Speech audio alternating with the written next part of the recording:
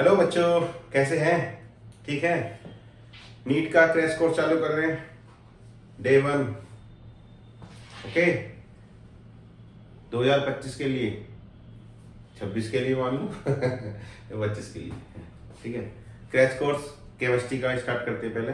Okay, तो chemistry में NEET crash course में सबसे पहले जो चैप्टर रहेगा वो रहेगा एटॉमिक स्ट्रक्चर। एटॉमिक स्ट्रक्चर, ठीक।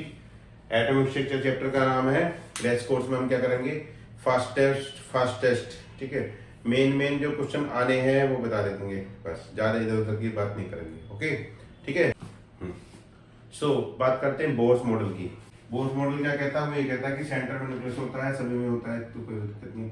उसके चारों तरफ सेल्स होती हैं, first cell, second cell, third cell, fourth cell, इस तरीके का, ठीक है ना। फिफ्थ सेल बना लेते हैं, इसे बोलते हैं KLMN, KLMNO मान चलो, ठीक है। 1 2 3 4 5, तो इनको बोले एनर्जी लेवल। क्या बोले इनको? एनर्जी लेवल, एनर्जी लेवल, ठीक है, या सेल, एनर्जी लेवल या सेल बोले इनको, ठीक है। ओके, तो काम की बात क्या? काम की बात ये है कि ये आपका जो बोर्स का मॉडल है, ठीक है। अब इसमें जो है दो चीज आती हैं, दो का तीन चीज आती है, सही बताऊं। बस इसके अंदर क्या है कि पहली बात है एनर्जी का आपको पता होना चाहिए। किसकी एनर्जी? एनर्जी क्या होती है कि ऐसे ऐसे बढ़ती इलेक्ट्रॉन की जो एनर्जी होती है, तो मान ली इलेक्ट्रॉन है, सब में इलेक्ट्रॉन फिक्स रहेंगे। मान ली इसके अंदर कितने? 2 इलेक्ट्रॉन, इसके अंदर कितने? 8, 2 8 18 32, ऐसा करके इलेक्ट्रॉन इसमें 1 2 3 4 5 6 7 8, इस तरीके से इलेक्ट्रॉन की काउंट फिक्स रहेगी। पहली चीज तो वो बोर बरी का रूल रहता है, वो अलग है, ठीक है ना। तो इलेक्ट्रॉन फिक्स रहेगी, वो हम 10th क्लास में पढ़ते थे, ठीक है। फिलहाल क्या है, मेन चीज क्या है कि जो इलेक्ट्रॉन होता है, जैसे ये इलेक्ट्रॉन यहाँ पर है, एक इलेक्ट्रॉन सपोज करो यहाँ पर है, एक यहाँ पर है, एक यहाँ पर है, तो एनर्जी जो होती है ना, ठीक है। सो एनर्जी जो होती है इनकी, वो एनर्जी जो है आपका जो है, जैसे इसकी एनर्जी कितनी है? E1, इसकी है E2, इसकी है E3, इसकी है E4, इसकी है E5, मतलब सेल नंबर के हिसाब से एनर्जी होती है। तो वो जो एनर्जी आपकी आ रही है, वो एनर्जी क्या है? ऐसे बढ़ती चली जाती है। मतलब E1 सबसे कम इलेक्ट्रॉन की एनर्जी जो रहेगी, सबसे कम रहेगी E1 की, E2, E3, E4, E5, ठीक है। और ज्यादा एनर्जी रहेगी तो वो एटम को छोड़ देगा, यहाँ पर E इन्फिनिट मान सकते हो, ठीक है। सो कहने का मतलब क्या है कि इलेक्ट्रॉन को बाउंड करके रख दिया है एटम के अंदर, तो उसकी एनर्जी कम हो गई है, ठीक है। उसको घूमना है फिक्स उसमें। जब इलेक्ट्रॉन फ्री रहेगा तो उसकी एनर्जी ज्यादा रहेगी। तो फ्री इलेक्ट्रॉन यहाँ पर है, मान लिया इन्फिनिट पे, ठीक है ना। सो ऐसे एनर्जी आपकी जो है क्या है, इंक्रीज होती चली जाती है सेल नंबर के हिसाब से, ठीक है। अब जैसे सपोज करो कोई इलेक्ट्रॉन आपका इस पे है, फर्स्ट सेल पे, ठीक है ना, तो उसकी एनर्जी E1 है, ठीक। फर्स्ट सेल में E1 एनर्जी है, और यहाँ से फर्स्ट सेल से उसको सेकंड सेल में जाना है, ठीक है। तो वो क्या करेगा? वो E1 यहाँ से डेल्टा E एनर्जी उसको चाहिएगी, मतलब E2 माइनस E1, ठीक है। इतनी एनर्जी उसको रिक्वायरमेंट चाहिए, तब जाकर वो 1 सेल से 2 सेल में जाएगा, ठीक है ना। इसी तरीके से वो कोई भी जा सकता है, 1 से 3rd में जा सकता है, 4th में जा सकता है, इन्फिनिट में जा सकता है, ठीक है ना। लेकिन जाएगा कैसे? स्टेप स्टेप करके, ठीक है ना। स्टेप से मतलब E1 से E2, E2 से E3, E3 से E4, ऐसे करके जाएगा, ठीक है ना। डायरेक्ट ना कि E1 से डायरेक्ट वहां पूछा देगा, जंप नहीं करेगा, एकदम हिसाब से होता है, ठीक है ना। तो जिस इलेक्ट्रॉन के पास जितनी एनर्जी है, वो उतनी एनर्जी वाली सेल में रहेगा। अगर उसकी एनर्जी कम बढ़ती होती है तो वो कम वाली सेल में चला जाएगा, या ज्यादा वाली सेल में चला जाएगा, जंप कर जाएगा, ठीक है ना।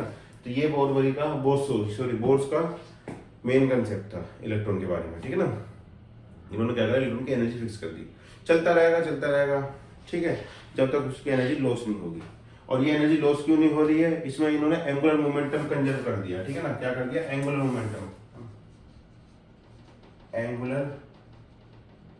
मोमेंटम, क्योंकि वहां पे जो हमने पढ़ा था रदरफोर्ड का मॉडल, उसमें क्या था? इलेक्ट्रॉन एनर्जी लॉस करता था, वो जाके न्यूक्लियस में गिर जाता था, ठीक है। लेकिन इसके अंदर क्या हो रहा है? इसके अंदर एंगुलर मोमेंटम कंजर्व कर दिया, ठीक है।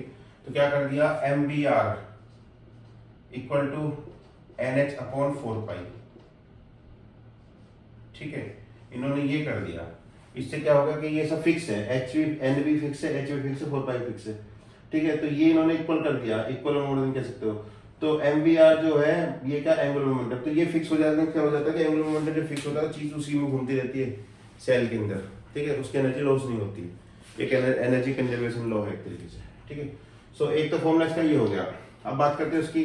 देखिए क्या होता है कि अब जैसे सेल नंबर है, सेल नंबर के हिसाब से उसकी एनर्जी का भी एक फॉर्मूला होता है, ठीक है।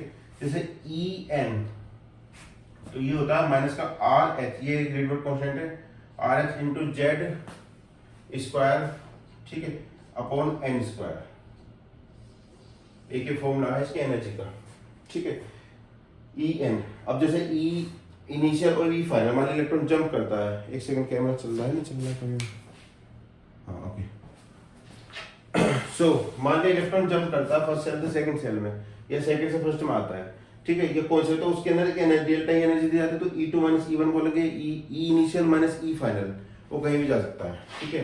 तो उसके लिए हम क्या करेंगे, ये फॉर्मूला हमारा बन जाता है delta E equal to E initial minus E final. तो ये फॉर्मूला होगा minus RH Z square into 1/N1 square minus 1/N2 square, ठीक है।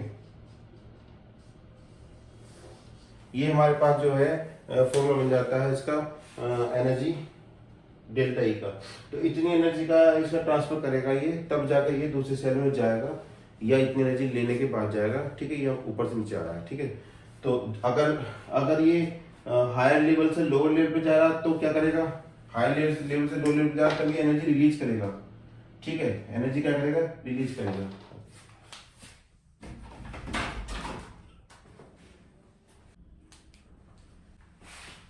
सो लाइट थोड़ा सा चली गई है ना, शायद आ जाए थोड़ी देर में, ओके।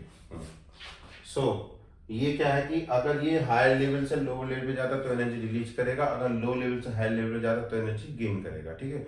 तो जो एनर्जी गेन करता है, एनर्जी रिलीज करता है, अब सबका अलग अलग स्टेप है, 5 से 4, 4 से 3, 3 से 2, 2 से 1।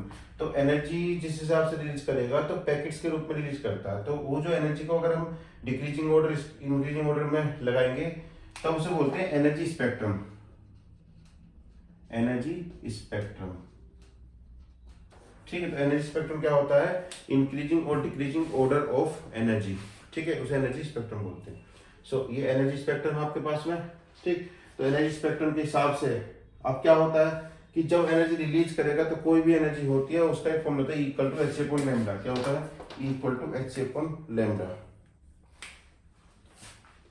ई equal to h c upon lambda, ठीक है। तो उसकी एक वेव लेंथ होती है, वेव लेंथ, ठीक है ना। तो उसकी क्या होती है, वेव लेंथ होती है। अब वेव लेंथ जो होती है लैम्डा होती है, ठीक है।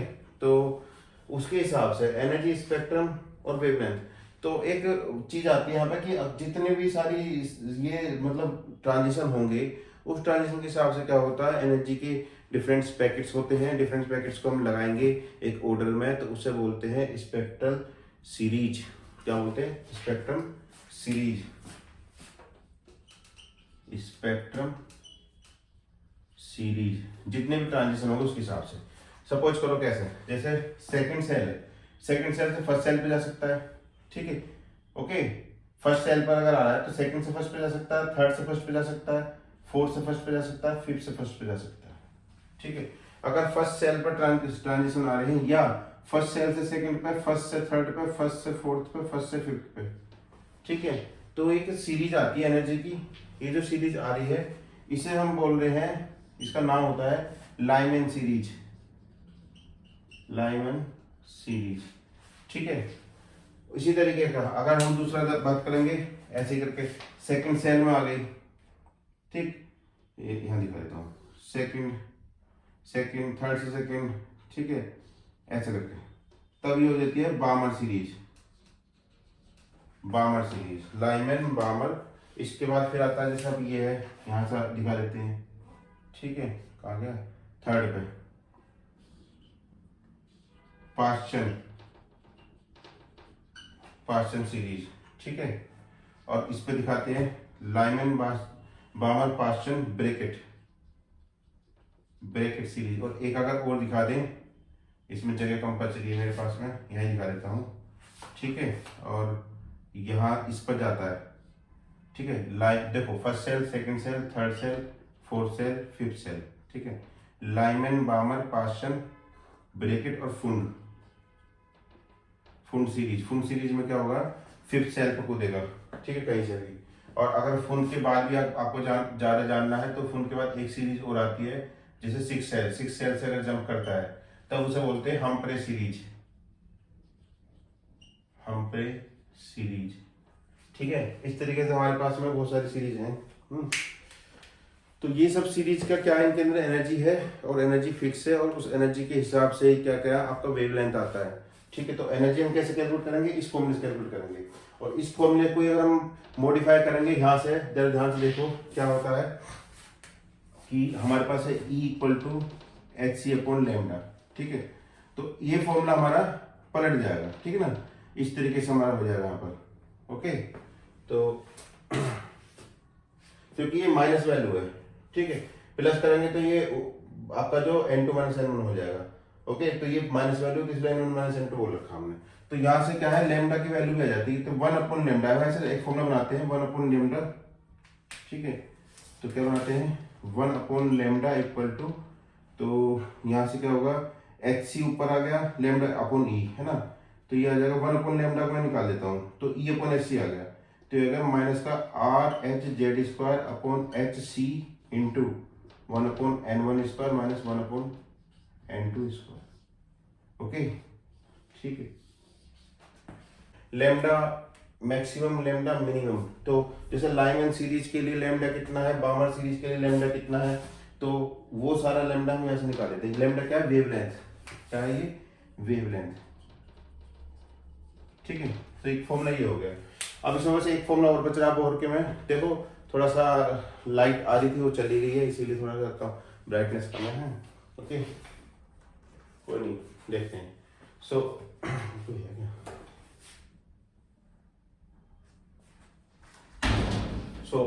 इसके बाद क्या है कि जो एक फॉर्मूला आता है इसमें रेडियस का, तो रेडियस का फॉर्मूला मैं हाल ही देता हूँ। रेडियस निकालने के लिए r equal to n square h square upon 4 pi square m e square Z, ठीक है, n square h square n square, तो ये आता है रेडियस का फॉर्मूला निकालने के लिए, ठीक है। अब वो मैथमेटिकल से अगर फॉर्मूले का क्वेश्चन करोगे तो मैथमेटिकल्स में क्या करेंगे, हमारे पास में इतना टाइम होता नहीं कि सारी वैल्यू रखें, तो सीधे सीधे दो फॉर्मूले बनते हैं। आर का फॉर्मूला बनता है, ये सब वैल्यू रख के h square m square 4 pi square सब कुछ रख रखा के आर का जो वैल्यू बनता है वो 0.529, ठीक है, into n square upon Z square, okay.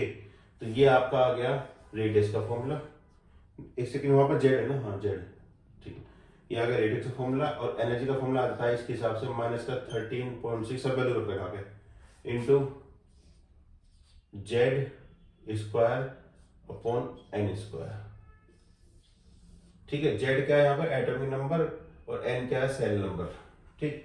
तो ये दोनों फॉर्मूले होते हैं, ये एंगस्ट्रॉम में हो गया, ठीक है, ये इलेक्ट्रॉन वोल्ट में होगा। इलेक्ट्रॉन वोल्ट को फिर कैलोरी जूल वगैरह में कन्वर्ट हम कर लेंगे, ठीक है ना। तो ये पूरा पूरा था बोर का मॉडल, ठीक। तो ये सीरीज जो बताओ, लाइमन सीरीज, ठीक है, लाइमन, बामर, पास्चन, ब्रैकेट और फुंड और हम्प्रे। तो इसमें n1 और n2 रहता है, तो जैसे n1 1 है, 2 है, 3 है, 4 है, 5 है, 6 है। n2 क्या रहता है, 2 3 4 3 4 5 4 5 6 5 6 7 6 7 8 7 8 9 इनफाइनाइट तक ऐसे करके, ठीक है। एक चार्ट बनता है, शुरू से हम देखते रहते थे पहले, ठीक है ना, ये उसके लिए हो गया। तो ये था बोर का मॉडल, ओके। सो आज के क्रैश कोर्स में इतना ही, ज़्यादा बड़ा हो जाएगा, फिर हम इसका सेकंड पार्ट लेंगे एटॉमिक स्ट्रक्चर का, ठीक है ना, मॉडर्न कंसेप्ट हम नेक्स्ट उसमें पढ़ाते हैं, ठीक है ना, ओके, बाय, थैंक यू।